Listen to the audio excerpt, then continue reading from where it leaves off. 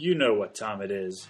What's up, beer people? If you heard it on the hashtag Beer Time, it's true. It must be true. It's true. It is fact. Please, won't you name one of your beers Cart Horse?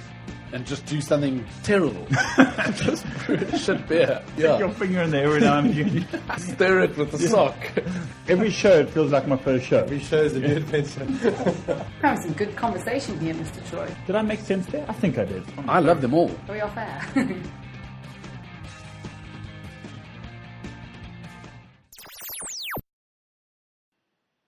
Ladies and gentlemen, this is episode 30 of hashtag Beer Time. Can you believe it? What an incredible milestone. I'm super amped. I'm super pumped. I just want to thank you very much for being part of this journey and joining me in this beer exploration that I'm doing. I hope you enjoy it. I hope you continue to enjoy it. I really want to bring you more good content in the future. Let's get on with the show. My guest in this podcast is Mr. Nick Smith from Soul Barrel Brewing Company in the Franschhoek region of South Africa. Nick is from the USA. You can definitely pick it up when you speak to him. And he's moved around, traveling from Washington, D.C. to New Orleans. And he's got quite a colorful background when it comes to craft brewing. He's worked for a number of breweries in the States. One of them that should stick out or jump out is New Belgian Brewing Company. And he brings with him a lot of experience and knowledge into the quite young craft beer scene in South Africa. We chat about his funky beers that he wants to incorporate into the industry and get people to, appreciate the different styles. We also have Mr. Murray Slater in the studio. He is from Beer House, and that is arguably the most well-known craft beer bar in South Africa. So we chat a lot about the beer, the industry, and where we're heading. It's a great show. I enjoyed it, and I know you guys, as always, are going to enjoy it. Please, as always, hit me up on social media. Let me know what you think. Give me some feedback. Give me some comments. It's always appreciated. I hope you guys enjoy this one. Cheers. It's just gone 12 o'clock, and as always, there's a crackle in my ear. It is microphone 3, which I will adjust now. Is that me? You don't need to touch a thing. And that is... I want to touch it. You. That is actually perfect.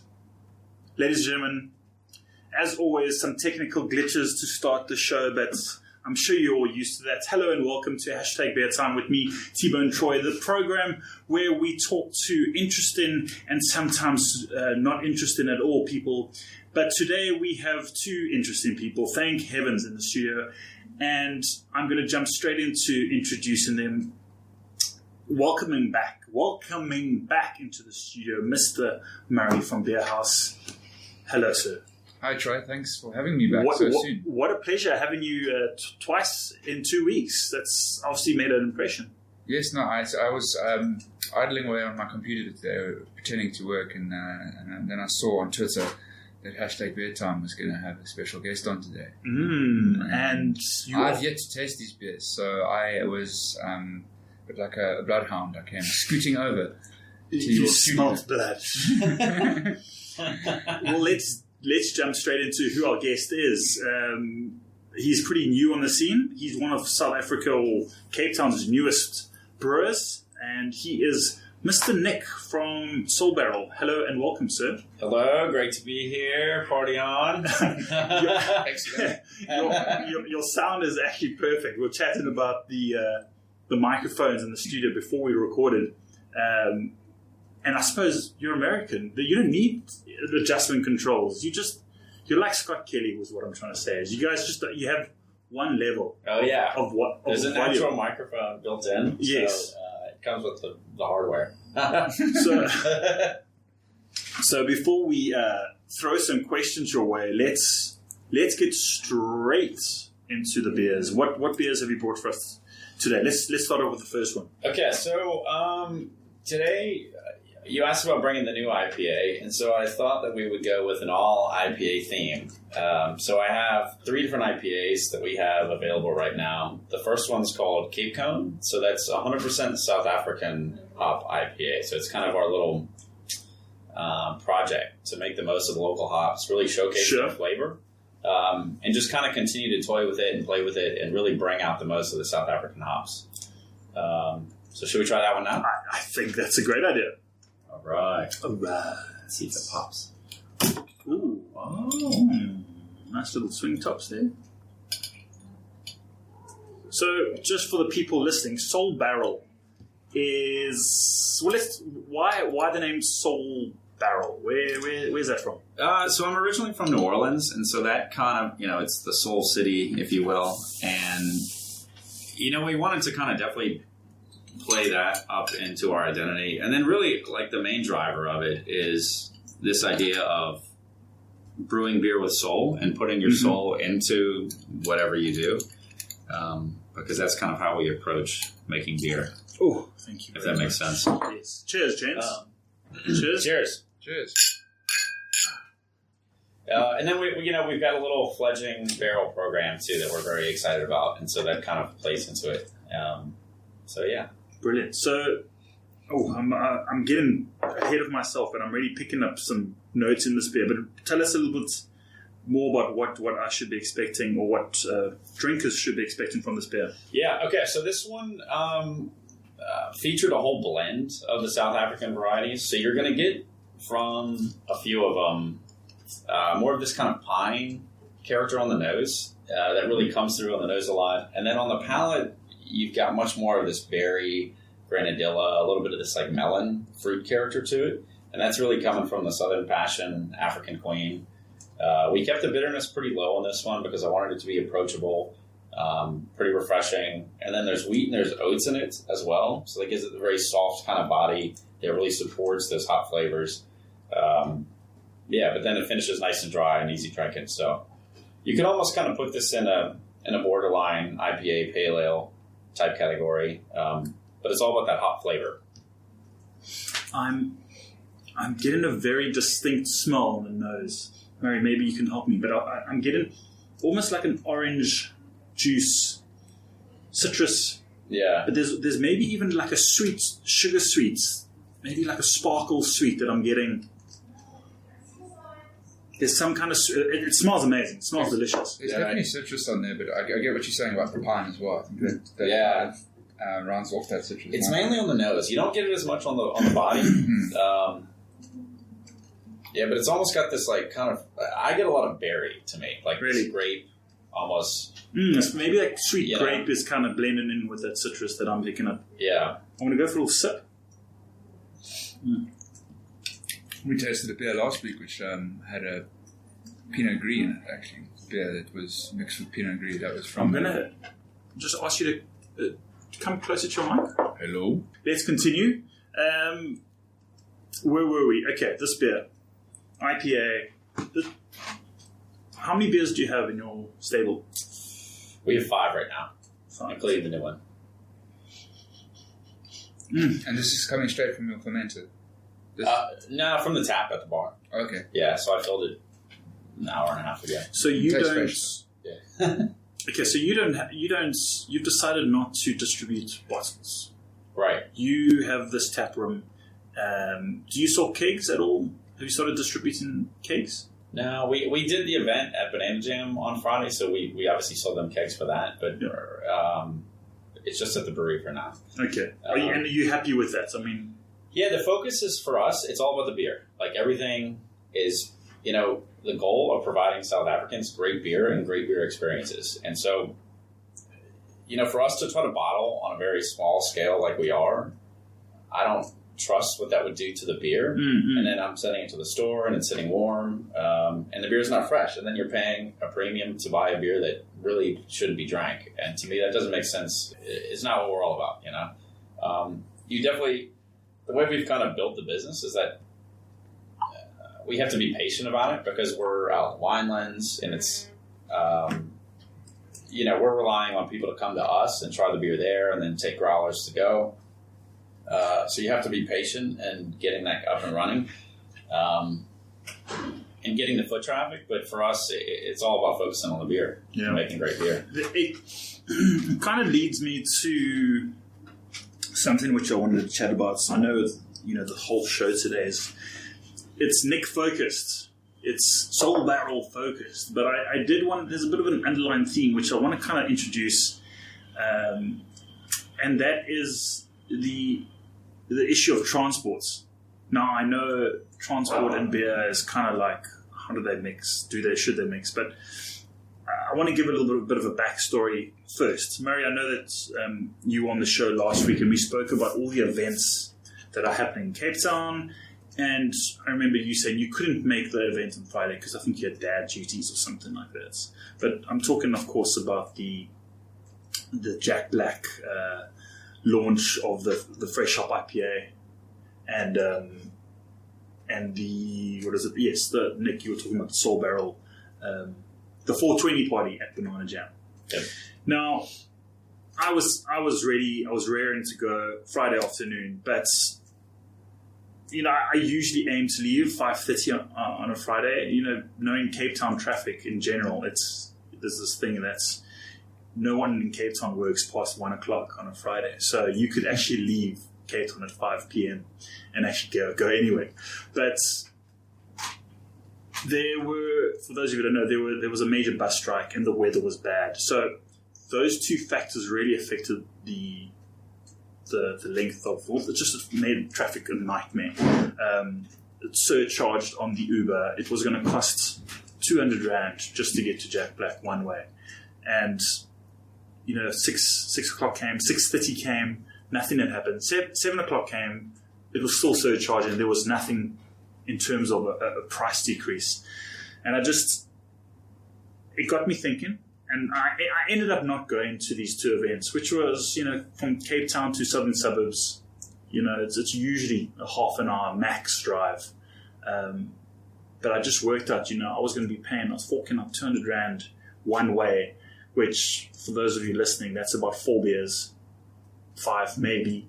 And that, you still have to think about coming home.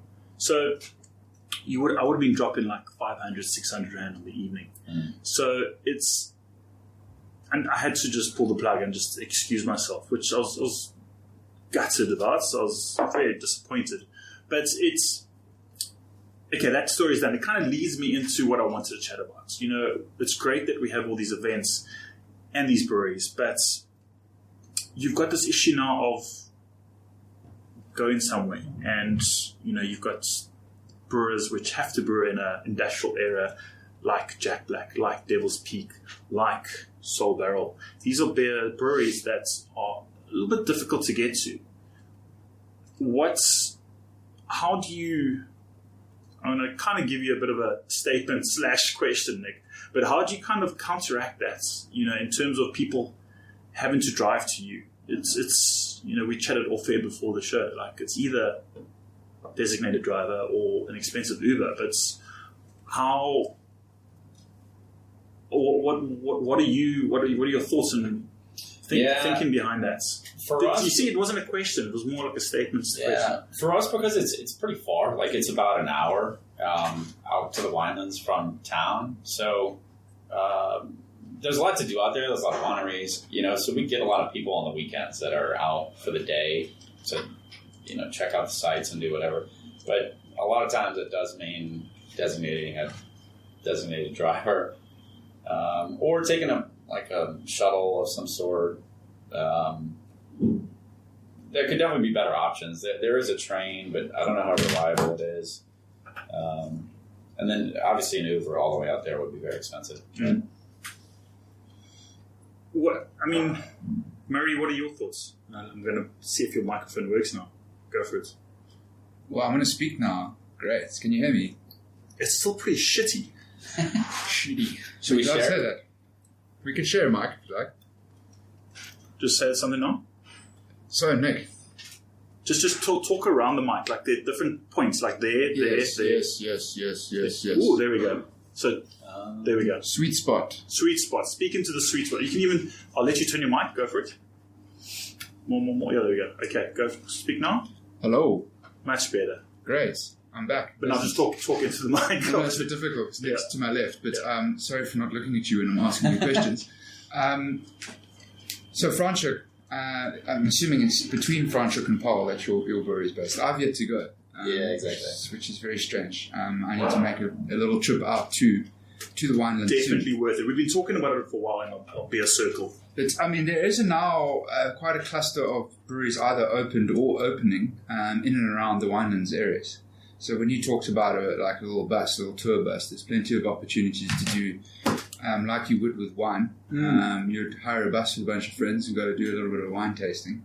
And there's nothing stopping you doing that now in the winelands with CBC. You've got Soul Barrel. Stelly is also really close. Well, Stelly's is also out in Winelands, and then you've got something I think called Hey Joe in Franschhoek as well. Yeah, You've also got Franschhoek Beer Co. So Franschhoek, what used to be known as Winetown, is turned into Beer Town. Yeah. Which is great.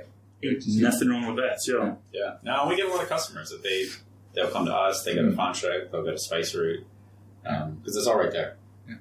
So just from my point of view, obviously being I like to think of myself as a dealer of this wonderful drug we call beer.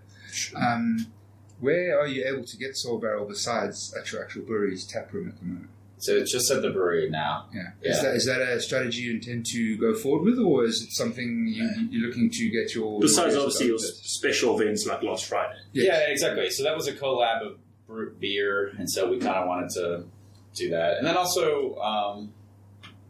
anyway, but to your point, no, that's not like Murray, long-term. you can't conduct any business on the show, just so you know. Oh, no, I'm just interested. I'm just because the strategy of drawing and attracting people to your brewery is something that I'm very fond of. I was speaking with Rory from Ager, yeah.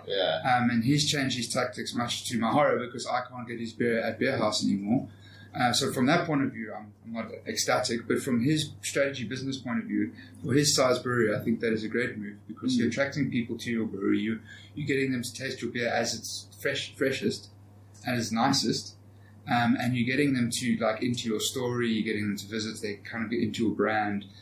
So it's a real experience, and you can control that experience. Whereas if you're selling your bottles or kegs to certain bars that potentially don't keep the beer in good condition and rotate their stock, then your brand might be, impacted on because, the beers might be not as fresh as they would be at drinking at your brewery.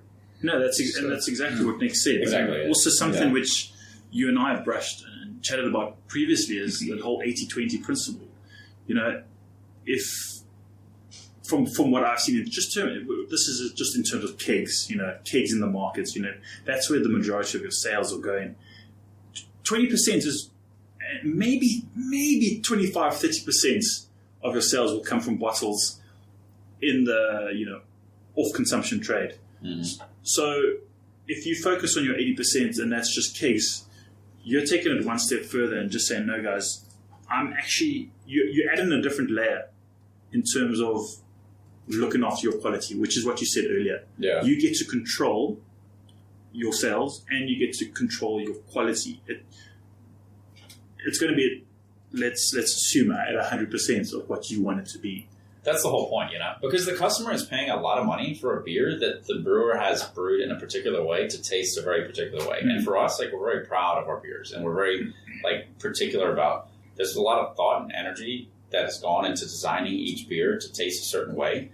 And if the customer is going to pay for that and not get what we've delivered, then that's not good for anybody. It's not good for me. It's not good for them. And so that's what the whole business is based on, is that you come to our brewery, you get the full experience, you get to really understand our beers, which is very important to me, and then you taste it fresh, and then you make a judgment call whether you like it or not, whatever. But at least we presented it and we've served it to you exactly how it should be. And that will always be the goal, and we'll pretty much never compromise on that in one way or the other, And as we kind of continue to sell kegs and kind of try to expand maybe with the business, that will be fundamental to how we do it and who we partner with. Are they keeping the kegs cold? A big issue in South Africa right now is a lot of people warm store kegs.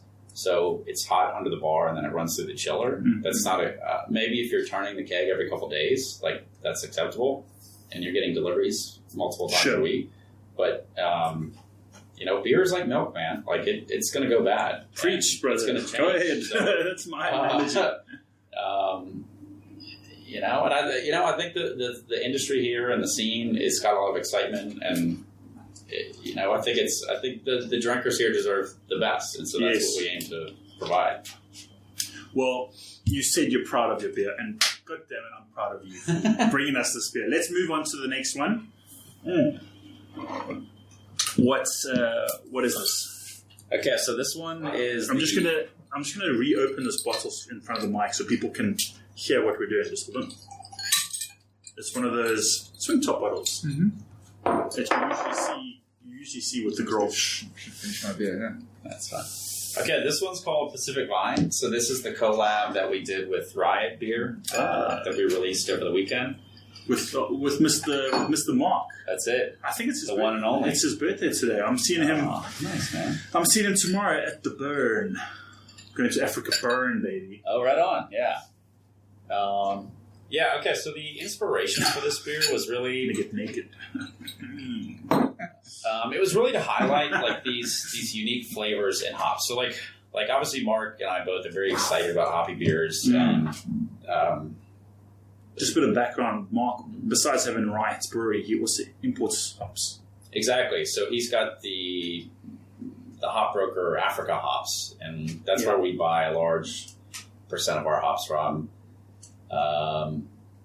Anyway, yeah. So the whole idea was to really emphasize like that kind of piney, dank, that resiny, almost pungent character of hops. Really, and then it does have a sticky note to it, eh? Exactly, yeah. So it's all about kind of taking this idea of this old school Pacific Northwest IPA, and that's why we call it Pacific Vine, and kind of updating it with more modern hopping techniques and modern profile of, say, contemporary IPAs. So like in the 90s, the Pac Northwest really put IPAs... What's Northwest? Is that Washington State? Yeah, Washington, Oregon. Oregon? How am I saying? Oregon. Yeah. Oregon. And so a lot of those IPAs feature a lot of like C hops, so like Chinook, Centennial, Willamette, a lot of this like very piney, kind of evergreen type character to it, and then like very firm on the bitterness. Back then you had a lot more caramel malt on the IPAs, but that was very, very high bitterness. And so these beers really like got people excited about IPA. And then obviously it's morphed into a lot of different things today. But we really wanted to kind of pay a tribute to that, and so we really bring in that very dank, resiny pine character, but then kind of update it. So it's a lot of late edition hopping, so Whirlpool, multiple large dry hop editions, and then we dried out the malt bill, so like mashed in at a lower temp, really dried it out to kind of bring forward that hop flavor. And then we kept the bitterness relatively moderate to really, again, to showcase the flavor, but make it approachable in a drinkable kind of way, Well, Nick, this is a super tasty, clean beer. Well done. Oh, sweet, man. Thanks. No, I'm really enjoying this. This is I've just been sniffing it. standout. Yeah, no, it was a super fun project because obviously Mark knows the hops very well, and he has a wide range of experience with multiple different varieties. And so kind of coming up with our blend and talking about how we were going to approach it was a lot of fun. And I think that's what you want to do with the collaboration is partner with somebody that is going to bring ideas and experiences that complement yours and helps you explore a new idea together that you would be not as equipped to explore by yourself, I think collaborations are one of the maybe solution is a strong word, but I think it is a good answer to growth and learning because you need people. A good example is just you launching this product. There's so much noise about it. When everyone does a collaboration with, I suppose, anyone, this is a new beer, but it's a marriage between these two skills and these two preconceived ideas of what those beers are, and they're going to come together, and it creates a lot of hype. But as you said, it's the joining of two skill sets, and what one person will bring, the other person will bring the other, and I think that is a good way to solve the. Got to be careful with my words here. Is to solve the uneducated brewer, or the. Is that the right word? Uneducated, or the brewer who's lacking the final few steps to become a great brewer. Yeah, well, I think what it does speak to is the collaborative nature of the industry, and that we all work together, and that we're all in this fight to educate drinkers and get people excited about new beer and new beer experiences together. And, that's what's very fun about it is like everything that we do, like all our quote unquote marketing is just to explain to people exactly what we do and how we do it. Yeah. To beer drinkers, that's interesting. Or at least I think it's interesting. Yeah. And so like for that enthusiasm carries over, and they see that. Yeah, and then like for a collaboration like this, you really that's what's exciting about it is that you're showing two different brewing perspectives. You're showing what goes in the thought that goes into making each beer, and a beer like this. Okay, how did you arrive at this blend and this different flavor? Like that's cool. It's good content, and so that's what's exciting to beer drinkers. Is what exciting is to brewers. So we might as well put that out there.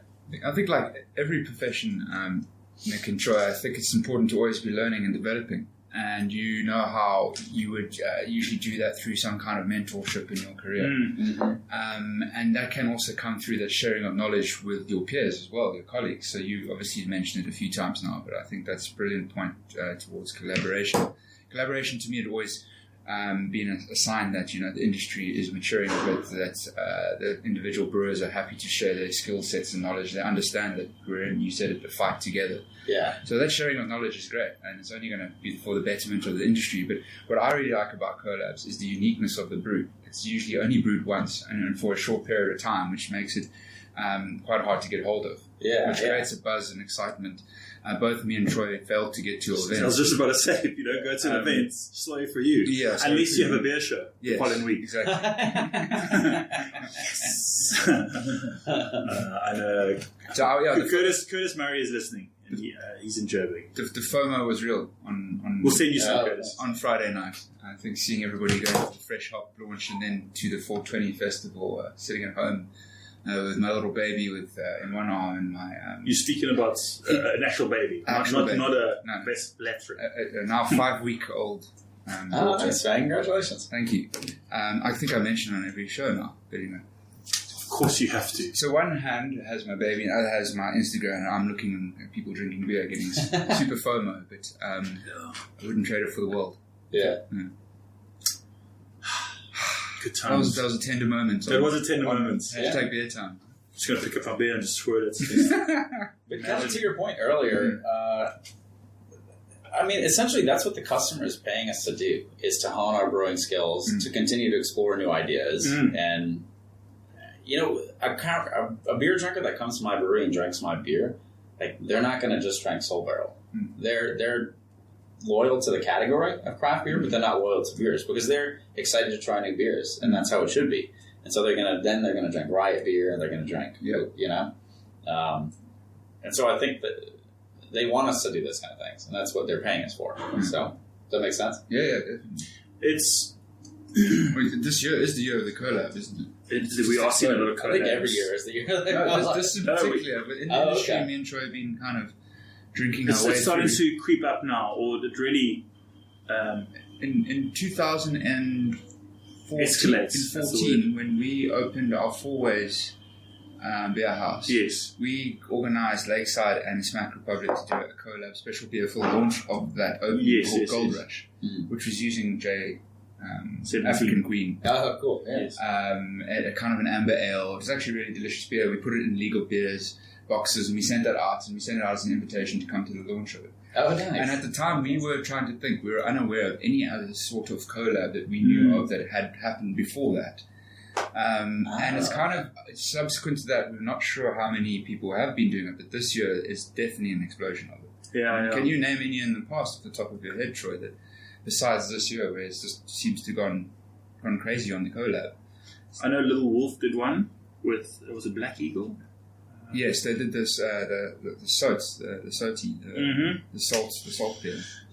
That's one that you put me on the spot now, and I have to kind of like sift through my files. This year, I can tell you, is Ager and Mad Giant. Yes, CBC and Mad Giant. So there's a bit of Joburg, Cape Town collaboration going on, which is great to see. Yeah.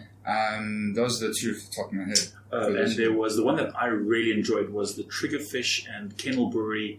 It was a Scottish wee heavy, was it? But we had it. Was it early in the year?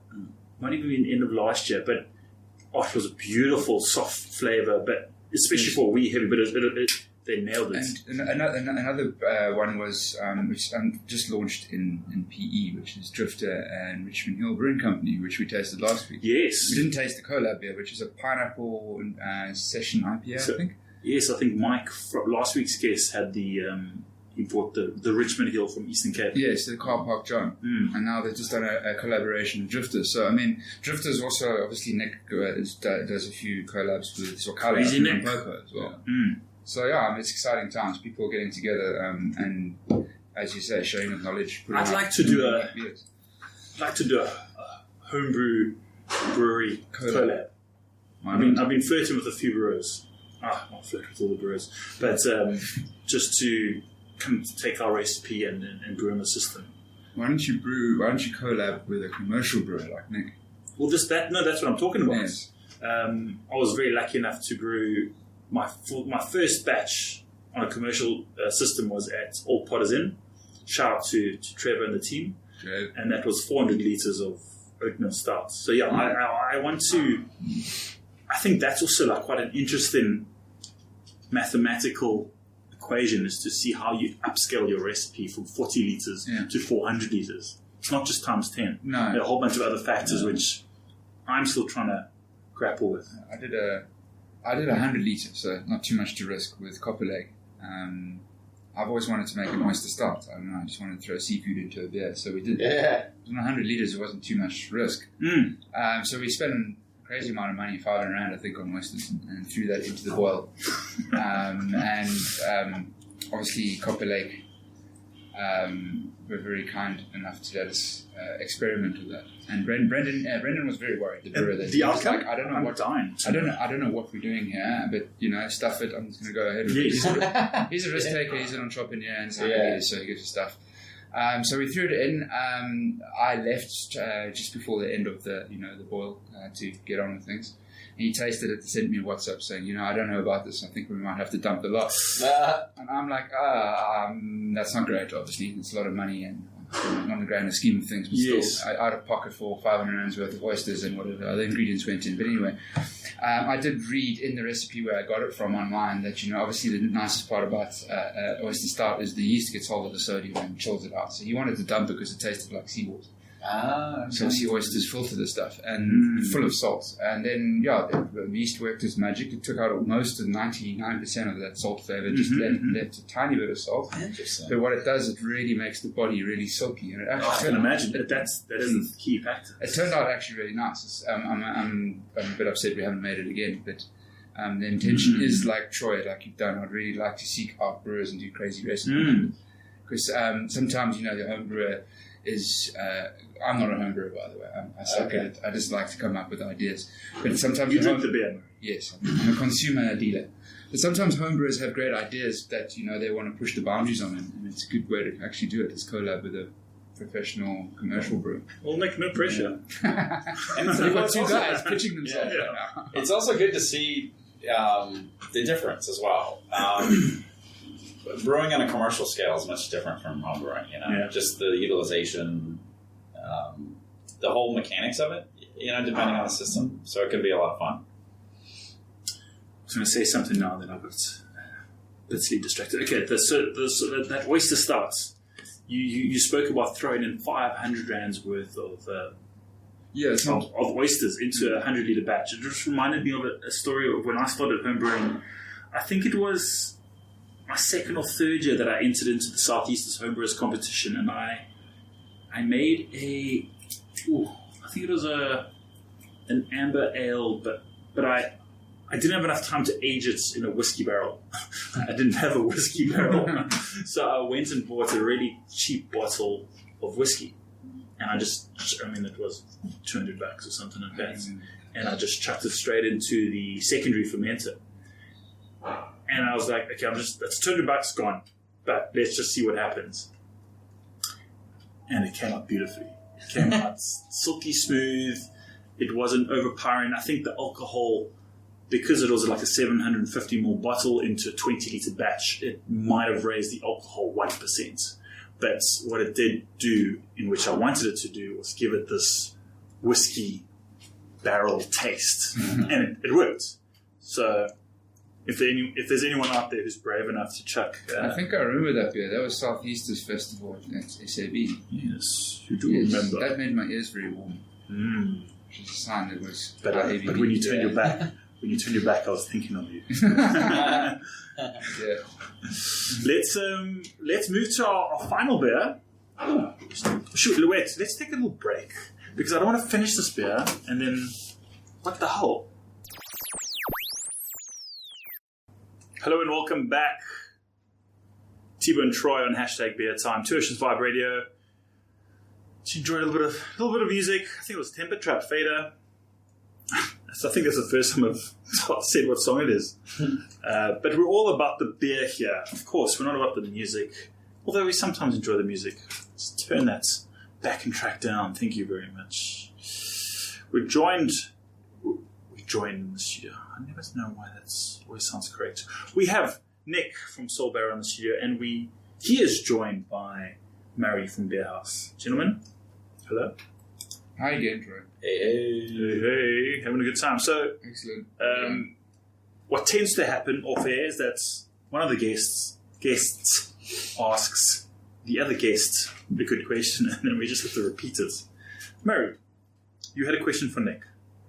I did. I obviously noticed on your branding, which says Soul Barrel in a purple and yellow colour, if I'm correct. And then you've got a picture of a barrel, and on that barrel is little fleur de lis, which is kind of like a stylized flower. And I was wondering what's the reference to that? Yeah, so it's kind of the symbol of New Orleans. It's a French thing originally, obviously. But if you go to New Orleans, it's literally on everything. So that's kind of a tribute to that. And then I thought it was kind of cute because we're right next to Franschhoek, which is French too. So that's, Of course. yeah, I only put 2 and 2 together, Yeah, of course. yeah. The French corner. exactly. With this fleur de lis, and it's Soul Barrel. Exactly. That's my question, Troy. That was a great question. I thought you had another question. But anyway, let's wrap up that previous beer. Great beer. It was delicious. I thought it would be a lot more bitter. But I guess maybe that's just my perception of IPAs or local South African IPAs, where it leaves you with a little lingering bitterness at the back of the mouth. But this one is actually very smooth. It dissipated really quickly. So...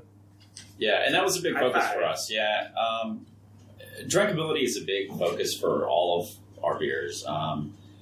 Beer, at the end of the day, is a social beverage, and it's meant social to be lubricants. Yeah, it's meant to be refreshing and drinking, you know. And so it still has to serve that core function. And every time, like, we brew a beer, there's always an inspiration, an idea that we're exploring. But then, beer is a very complex system and a complex beverage with a lot of different flavors, you know, different things interacting. And so you always have to keep that whole picture in mind and how it's all going to present itself. And so, like, you know, with all the beers, we really build the beers to have good structure. So there's a beginning, there's a middle, and there's an end. Yeah. And that the flavors support each other throughout that journey of the sip. And then it invites you to take the next sip afterward.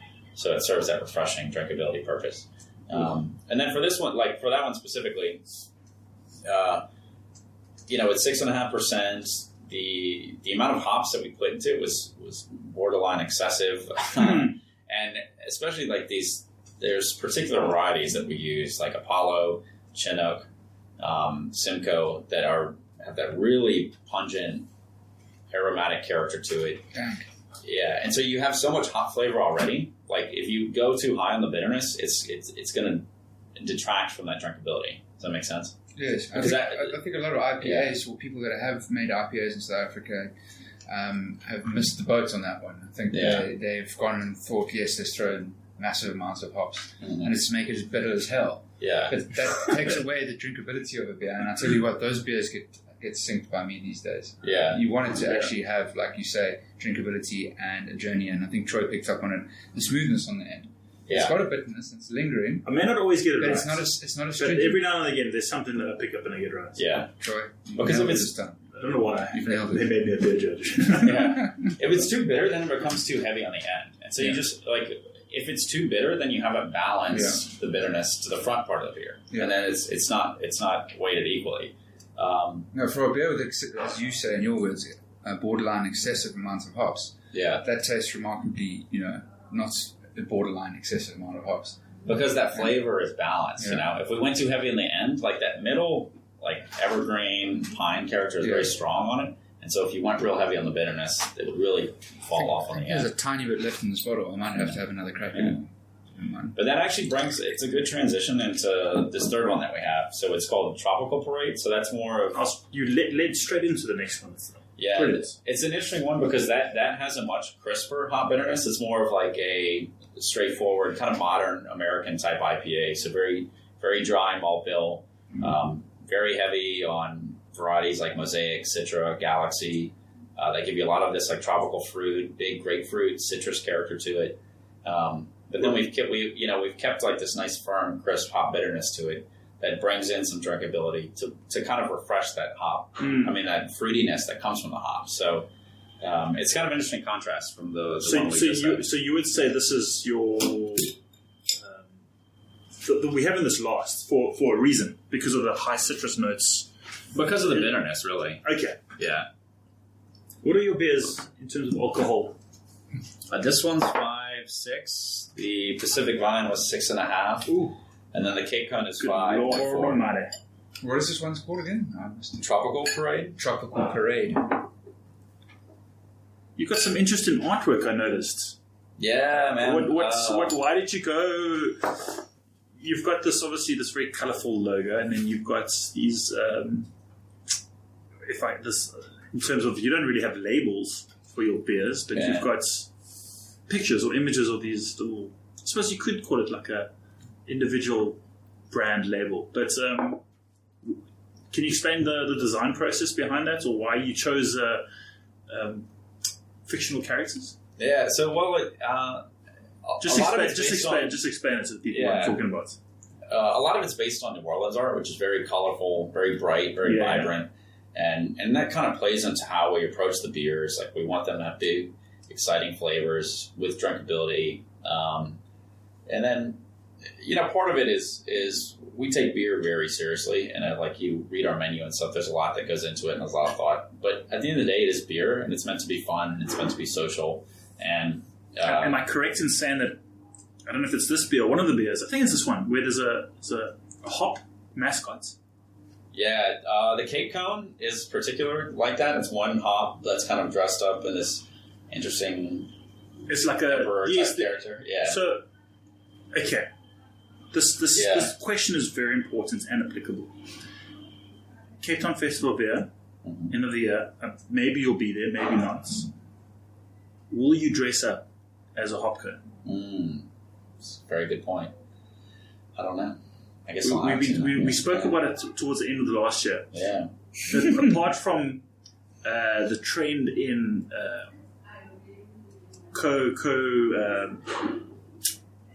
collabs, we see a trend in collabs 2018. I also think it's 2018 is the year of the mascots. So I anticipate we might see a little wolf running around. We might see a piece of metal. I like that. Because you have to think have of fun with Meadowland. it, man. And Meadowland's got that dragon/lion character. Oh, yeah, I like that. Yeah. So I want to see more mascots. Yeah. Because at the end of the day, to me, beer is not wine. It's not this very serious, static product. It's, it's about having fun, and it's about exploring new ideas. And it's a social product. And so people drink beer to have fun. And so we should keep it fun, as well as interesting and educational and exciting. And so that's where the balance is. You like to have fun. Absolutely. Well, I mean... I'm not sure where I was going with that, but I was hoping you'd give me more of an answer. Well, I mean, I'm having a lot of fun with this beer. Yes. Let's talk about this beer. I can tell you why I'm having a lot of fun with this beer. Yes, go ahead. Because it has that journey that Nick has been talking about. Yes. It's got a beginning, it's got a body, and it's got an end. And it all kind of smoothly goes through your palate. But it's definitely got a story to tell. But it's not jarring. So I'm really enjoying this beer. I'm stoked to have tasted your beers for the first time. And if there wasn't an incentive to go out to Franschhoek, I've now found it. Delicious. I concur. I'd like to... I probably should have asked this right in the beginning, but maybe just tell people a little bit about you and how you came to South Africa. Because I know you and I have chatted before. We've had a few road trips. You've been on 2 hop tours. So, yeah, you get I'm 2 for 2. You get 2 gold stars. Yeah. And, you and I are both lucky enough to be on the Craft Beer Association. So we chat a lot about different issues. We chat about quite a lot, in fact, about state of South African beer. But what I want to know is a little bit more about you. I know a little bit about you, but let's tell the listeners about where you came from. Because I think that journey is also quite interesting. Yeah, naturally. So before moving here, I spent 10, 11 years in the industry in the States. So after college, I went to a brewing school at UC Davis, which is a... Sorry, I have to interrupt. Yeah. College, how old were you? Because there's a difference. It's schools there. Varsity. Varsity? Is the term? Yeah. So like 22 or whatever. Then I started brewing at Abita Brewing Company, which is in New Orleans. And so I worked there for a total of 5 years. So I brewed for about 3, and then I worked in sales for another 2. And then I worked in distribution outside of DC, like in Virginia, for about 2 years. And then from there, I went to New Belgium Brewing, so I covered like the DC area for those guys. Cool. And then my wife is originally from South Africa, and she got a job offer here, and we got connected with my partner in the business. And he was the place is an old winery. I don't know if you guys ever come out to the brewery, you'll see it. They have these old giant wine tanks that they used to do bulk storage in, and so we've kind of dug this whole thing out and put the brewery in there. But at the time, they were looking for something to do with this building because the winery closed like in the mid-'90s, and then they were renting out the tank storage, but that business dried up. And so, they were talking about opening a brewery, and they were like,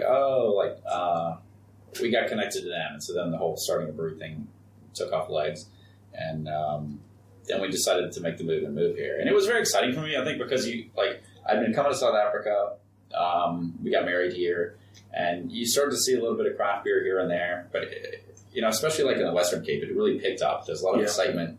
And, to me, I'd seen over like my career in the States, like how exciting craft beer can be and how much value it can create in people's lives.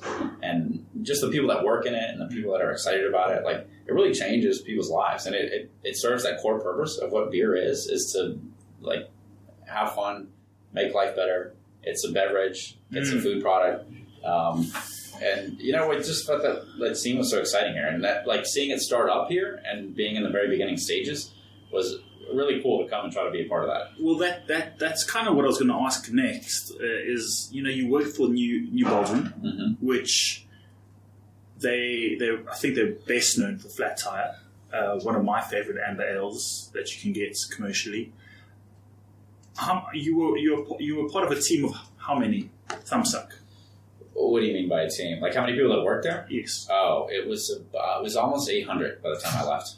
So now, I don't think there's a brewery in South Africa that has 80 people. Maybe Devil's Peak have 80 employees.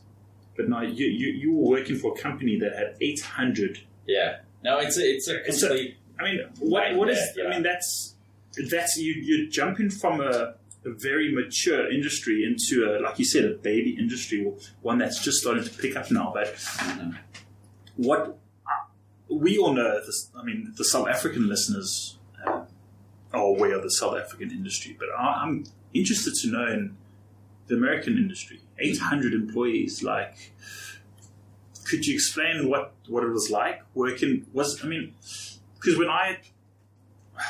for an example, when I started working at Jack Black, I was pretty much the only sales rep in the greater Cape Town region, and that was on consumption. So all the bars and pubs, restaurants, it was just me. I think now they have about 3.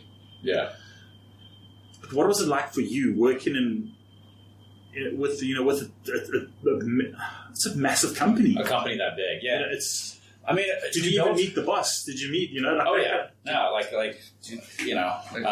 that's a great question. Is like, maybe I can frame it as, how do they retain the element of startup and craft when they get to a certain commercial size of 800 people? Exactly. And each company is going to be different. New Belgium, I can only speak to from my experience there. And,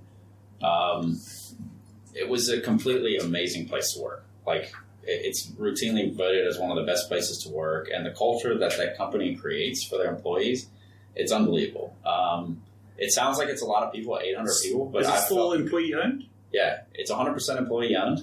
So the company is structured as an ESOP. So in 2012, Sure. before that, they did some of the transaction in ESOP, but then in 2012, Kim and the rest of the shareholders sold the rest of the company to the ESOP. And so after you work there for a year, you become an owner through an ownership ceremony. Yeah. And then you are an owner with the rest of the coworkers. And so that is a huge part of the company, the culture of that company, and how you create that cohesion, because you're all in this thing together, literally. Like, Yeah. And I mean, it goes beyond that too, because the company is so great in attracting, highly motivated, talented people. And so everybody else that works there is very fascinating, and they're doing like this super interesting work that you're always like, oh, that's so fun. That's so cool. Let me get involved. Yeah, Let me right. see if I can help in any way. And so it sounds like it's a lot of people, but it felt like a very small company to me. Like I knew Kim personally, the owner there, the founder, and that's just how the company was. Like, you can pick up the phone and call literally anybody in the company. Because I'd struggle to remember 10 people's names. Yeah. As in 800. Mary, you employ a few people. Yeah, probably only a quarter of that. It's 200 people at the moment, I think we sit on. Yes, it's obviously, I don't know in New Belgium where it was spread, the 800 people, whether it was like working out of one area or across the countries. Yeah, it was I think about 350 worked in Fort Collins, where the brewery was. And then we opened a second brewery in Asheville, North Carolina, and that had about 150, 180 employees. And then the rest were all in the field, so sales, field quality. I guess that employee ownership is an extremely powerful incentive. Dude, no one's doing it in South Africa. No one's doing it in South Africa. I know, obviously, it's wine. I think they have some kind of obligation. Don't call me on this. Maybe just making this up, but I know some wine farms have obligations, or not obligations, that have done something similar. Sure. But I don't know if any beer has done that, or any company that I know of. But I think it's extremely powerful. Way to create a culture of this is your business.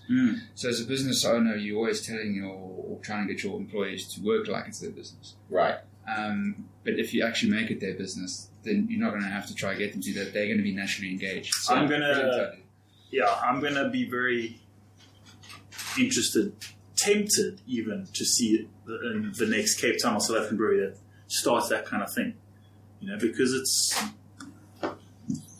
you being a part of a business. I think I'm very interested, looking forward to seeing a Cape Town or South African brewery and it's good for business too, because then you attract people, you motivate people, you get people dedicated for the long term in the business. It's good for everybody. I really can't speak highly enough about the culture that it created and the environment there. And then, honestly, like seeing what that business meant to those 800 people that works there, that was highly motivating for us in trying to come here and start something new and start a company. Yeah. We have a saying, like, as part of the ESOP and B Corp, that like business is a force for good, and I truly believe that, and I saw it, and so that's kind of what we were motivated by to come here and do. Well, I think if people haven't been to your place, Murray, then it's about time we organised a little bit of a field trip. Yeah. You can even bring a little baby along. Sure. Trying to think. As long as there's an area that's where you can scream away. Play area. Yeah. Play area. Scream area at the moment. The scream room. And Uncle Troy. Uncle Troy can be screaming in there with it. I've just obviously looked at, I haven't known very much about your brand previously, but I'm a big fan of Google Images, and usually that brings me a lot of knowledge. But there's a great picture here of your, just describe it to people listening, of something called Live Culture. So obviously in your name is Salt Barrel, and I don't think we've really got to the nitty-gritty of what is the barrel part of it, and tell us about this Cape Wild Ale, which sounds delicious. Yeah, so today we kind of focused on the hop forward beers that we do. So kind of the other side of that is what I would call like yeast forward beers, so more kind of Belgian inspired, yeast forward type beers, and live culture is a big part of that. So that's a beer that we ferment directly into a big 500 liter oak barrel, so primary fermentation in the oak, and it's with a whole blend of this whole mixed culture of yeast. So it's a variety of different saison strains, a few other random ale strains, a bunch of Brettanomyces. At this point, there's a lot of stuff that has probably inoculated that culture and in the barrel, because we brew it and we collect it each time and then repitch it. So with that blend and with that barrel fermentation, it's going to evolve with each batch, and that's part of that's why we call it live culture. So anyway, so it ferments in that barrel for about 6 weeks, and then we age it for a little while, and then we transfer it into the stainless where we basically dry hop it with a bunch of hops, but then also with different types of feinbos. So citrus feinbos, coastal sage, and that really brings out this very like fruity lemon citrus character to it on the front, and then the back half of the beer, you really get more of this wild fermentation. So this like tart, kind of funky, dry, funky character to it. But it all blends together very well. So yeah, it's a super interesting beer. So yeah. Well, I'm booking myself a weekend when I get back to the office to go spend some time in Franschhoek, because that beer sounds amazing. Cape Wild Ale. Yeah, no, it's a home run, man. It really turned out well. We are on the hour of our show, so we should start wrapping up. But I'm trying to think about if I've asked you all the questions, Nick. I already put you on the spot here. Meaning of life. Yeah. Asked him that one. But why beer? No, It's kind of odd. that's not a question. Okay. But yeah, do you have any parting words? I mean, it's. I think more people need to not only just visit you, but I think more people need to kind of listen to what you have to say. You've got some experience. You've obviously been in a mature industry in the States. You're bringing some of your expertise over here, and it's great to see that there are people like you bringing those kind of skills or good experience into the markets, because it kind of just pulls the whole market up. You and I have often spoke about craft beer in South Africa, and rather than pushing everyone, you've got to kind of pull the bar up. I'm not sure if I'm making a good analogy, but you've got to kind of pull the sheets off the bed, and then everyone kind of comes up with you. Yeah, I'm suckling there, but the customer. you guys understand. I mean, the reality of it is the customer is the boss, and they're going to decide what beers are worth of their purchase and which beers are not. And that's how it should be, And ultimately, everything that we do is all about beer drinkers, like from nuts to bolts. Like that's what it's all about. So yeah. Well, thank you very much for being on the show. I know I've been wanting to get you on the show for a while now, so thank you very much. And I'm definitely planning a romantic trip to Franschhoek with the missus, and then that's where we're going to have to kind of pop in. I just got a WhatsApp from our financial manager who sits down the road in head office. After obviously listening to this show, so Karina is listening in, saying that we should do a head office trip out to this brewery as soon as possible. So I think you'll be seeing Beer House head office there. Oh, perfect! On one of our Friday fun days, where we plan little missions around to drink beer. So that's awesome. Yeah, see you soon.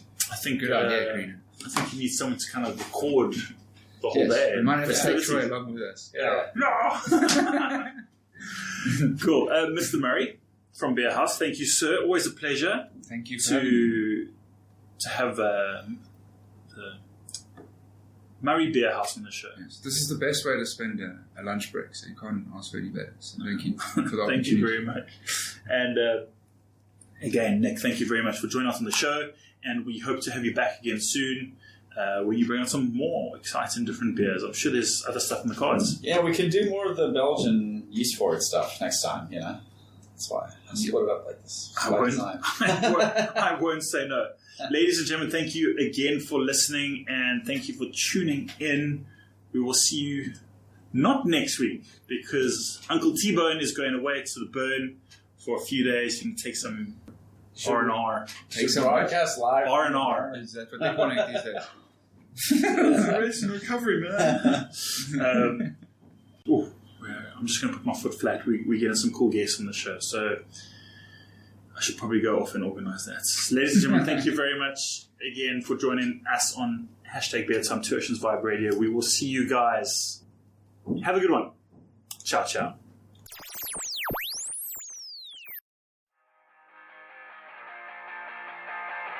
Thanks for listening, guys and girls.